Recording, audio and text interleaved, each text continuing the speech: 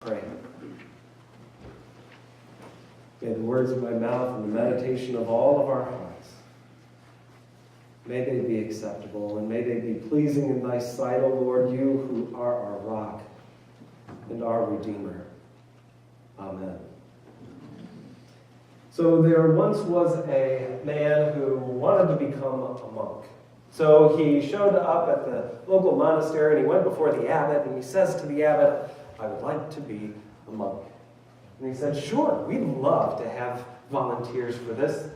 We don't get very many, but, well, because honestly, you ought to know before you sign up for this that we're only allowed to speak once every 10 years around here. Once every 10 years. Is that something that you really want to sign up for?" And so the man said, "Yeah, that sounds fine to me. I think there's an extra lot of talking around this world, so yeah, once every 10 years sounds good to me." So he signs up, 10 years go by, and he goes to the abbot's office on that 10-year anniversary, and the abbot says to him, "What do you have to say?" And the man says, "You know, the bed's kind of hard. It's kind of stiff." The abbot said, "Is that all you have to say?" The man says, "Yeah." 10 years go by.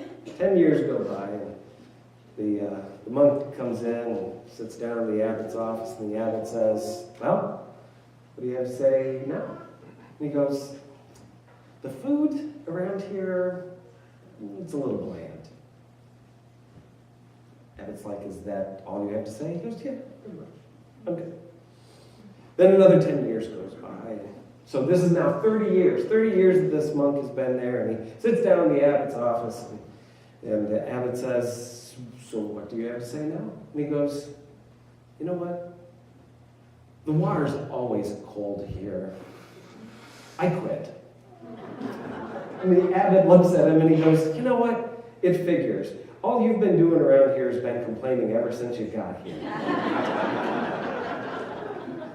Sometimes no matter what we do, no matter what we say, sometimes this whole discipleship thing that we've signed up for, sometimes it feels like we do a lot of complaining. And it's and that's tough because it's our natural inclination, I think. Especially when you take a look at what text we get set up with this morning. This was not one of those kinds of texts that you read and you say, "Wow, my heart is uplifted by what I was just given." So Matthew's doing something interesting here, and we're going to unpack that a little bit. What Jesus is teaching in this moment is something radical, something that gets at the roots. So our discipleship in this moment, while we could look at this and say, this is a tall order, Jesus is giving us something to look at. The interesting thing that's happening is that this Sermon on the Mount, Jesus is taking and turning on its head all of the scholarly work and the teaching that is happening during his day and age. He has a bunch of religious professionals that are going around reminding everyone how awful they are. In fact, these religious professionals specifically go after these dirty Galileans. And they're dirty because of the fact that they're working with livestock every single day. They're working with livestock. They're working with stuff that in the midst of Torah, or the way that it's being interpreted by these religious professionals, basically is telling these Galileans, you will never, ever, ever get clean enough for God to want to have a relationship with you. And so what Jesus is doing is he's taking these Galileans that have been oppressed by these religious professionals, and he's basically making fun of the religious professionals. These religious professionals that are basically telling them that if you do this, then this is going to happen. So Jesus says, yeah, if you do this, then yeah, this is going to happen. But you know what? you know what? Let's get at the root. Let's get at the heart of the issue. Is that it's not about murder, it's about anger. And it's not about bringing gifts to the altar, it's about redemptive love. See, Jesus pushes all of the things aside, all of the things that the religious professionals are trying to keep people under their thumbs, and Jesus wipes it all away and he says, look, the heart of the issue is this. Do we have redemptive love for one another? And so he offers out this teaching that if you go to the altar to lay your gift down and you think at that moment that suddenly something calls to mind that somebody may have an issue with you, you're to leave the gift, go find that person, reconcile, and then come back and offer out your gift. So practically speaking, as he's talking with Galileans, he's basically offering out this approach. So you take the 3-day trek down to Jerusalem, you go to the temple, you offer out your gift, and suddenly in the midst of that, and here's the trick, is Jesus isn't saying, if you call to mind that you have an issue with somebody, he's saying, if it comes to mind that somebody may have an issue with you, and suddenly that changes everything. Because if I were to stop and to pause and to think about everybody that might have an issue with me, that's a lot of people in my history, in my life. You know, you may be there with me. If we could think of every possible person that could have possibly had an issue with me, that I'm to leave the gift at the altar, go find these people that may have an issue with me, reconcile with them, and then come back to the temple and offer the gift. This would take months. This would take years. This could actually maybe take a lifetime before I actually offer out a gift at the altar to God. But perhaps the power of redemptive love would be the greatest gift that I could ever give to God. Martin Luther King Jr. says that love transforms with redemptive power. It's about redeeming relationships. Abraham Lincoln's birthday was this week, wasn't it? Abraham Lincoln, as he was campaigning and moving in towards his first term, there was a man by the name of Edmund Stanton, and Edmund Stanton hated Lincoln with every fiber of his being. He was going around behind Lincoln's back and also into the press, making fun of how Abraham Lincoln looked, what his approaches and his policies were going to be. Everything that Stanton could possibly throw Lincoln under the bus for, Stanton was trying to do it. Lincoln wins the election. It's time to appoint a cabinet, this intimate, closest circle of teammates. And it was time to appoint a Secretary of War, and Lincoln chooses Edwin Stanton. And his team looks at Lincoln and they're like, are you crazy? This guy has thrown you under the bus. He's betrayed you. He hates you. And you're choosing to put him into this most intimate circle? He's going to sabotage everything. Everything that you hoped for in your administration, Stanton's going to take it down. And Lincoln says, I know what Stanton said about me. I know. But I've looked all over this nation. The only person that is suited for this great responsibility is Edwin Stanton. Now, Lincoln is assassinated, and it's at this moment of assassination that Lincoln is lauded by many people. But the one that stands out the most is Edwin Stanton, who calls Lincoln one of the greatest men who ever lived, and says that he now belongs to the ages. Lincoln transforms what could have possibly been a hatred between two people, and he uses the power of redemptive love charity, compassion, to see beyond the hatred that Stanton had for him and was able to create something transformative in the power of redeeming love. In fact, there's this moment where Lincoln is offering out this speech, and he says some kind words about the people of the South, and a woman stops him and says, "How dare you say kind and compassionate words about the people of the South?" And Lincoln says, "Madam, do I not destroy my enemies by making them my friends?" This gift of redemptive love, this gift of reconciliation that we can offer out to one another. This gift, I believe, is what Jesus is talking about, is greater than any gift that we could lay before any altar before God.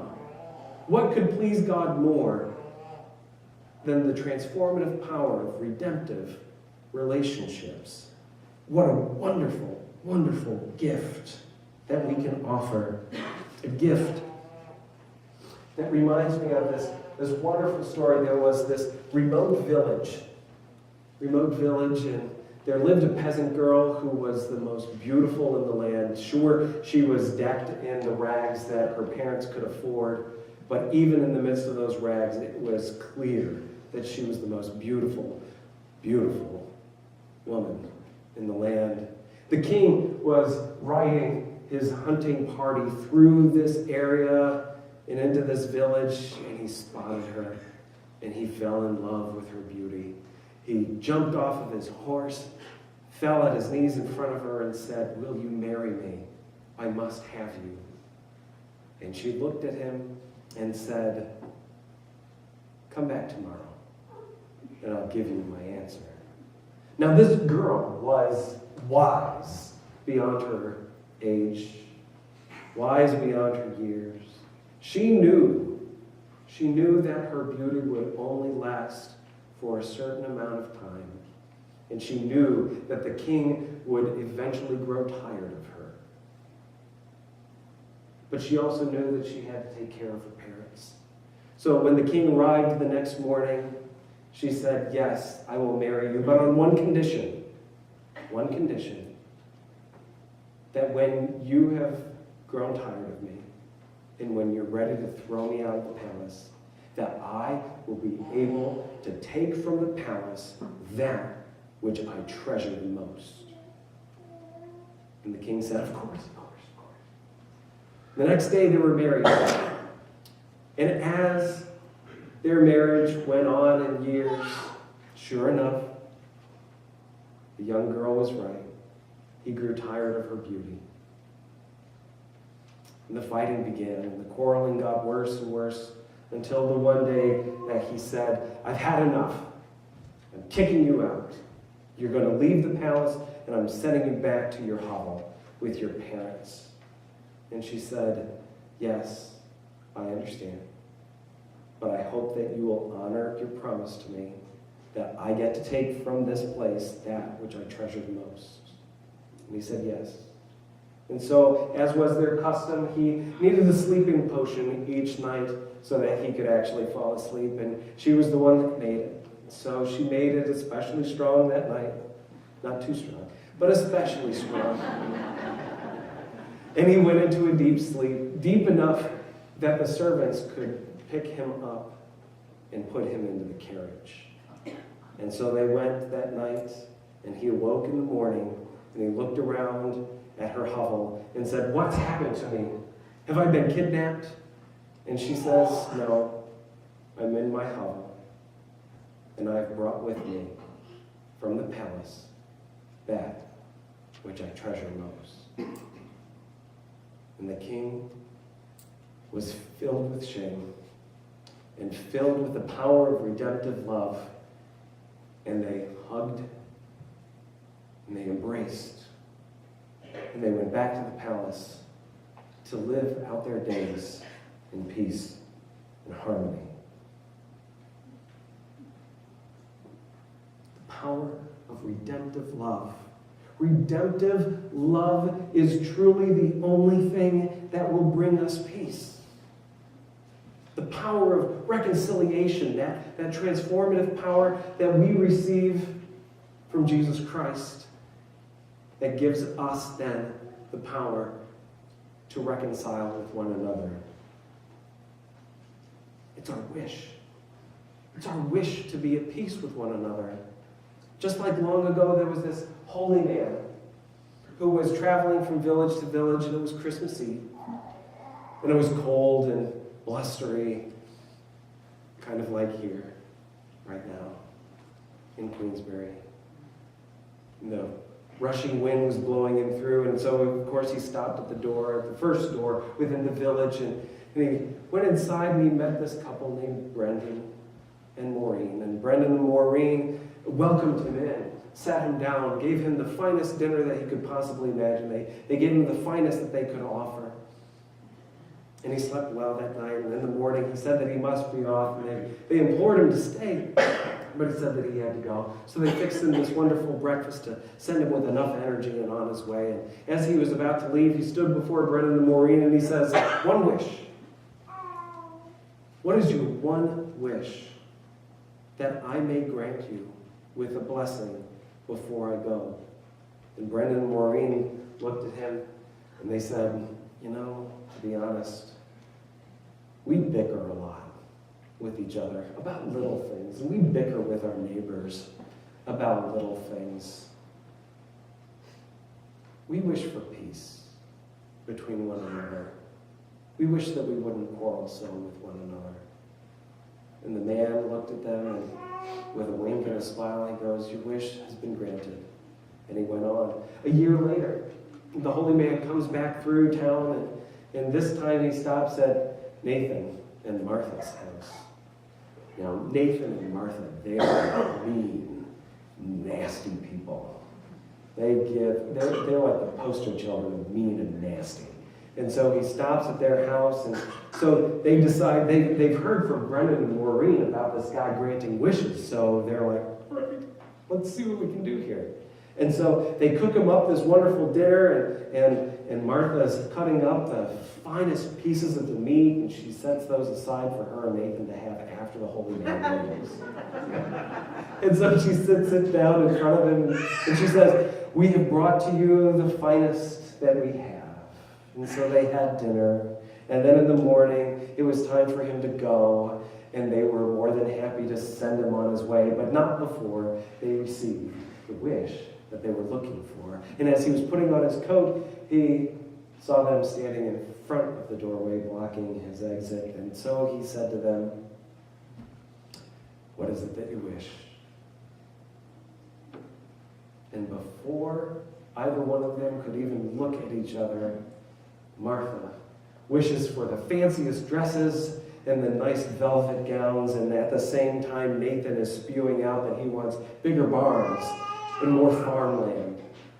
And they start bickering at one another as to why is it that he always has to get what he wants, and why is it that she always has to get what she wants. And it goes on for 10 minutes, and little do they know that the holy man had left in the midst of their argument.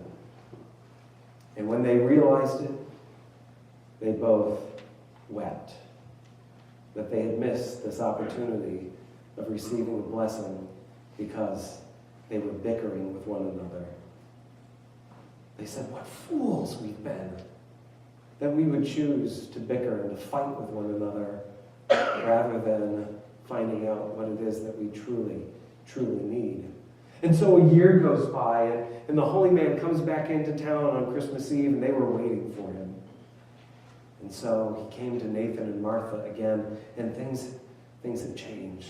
They welcomed him in, and they set before him the finest meat. They invited Brendan and Maureen to come so that they could all have dinner with one another.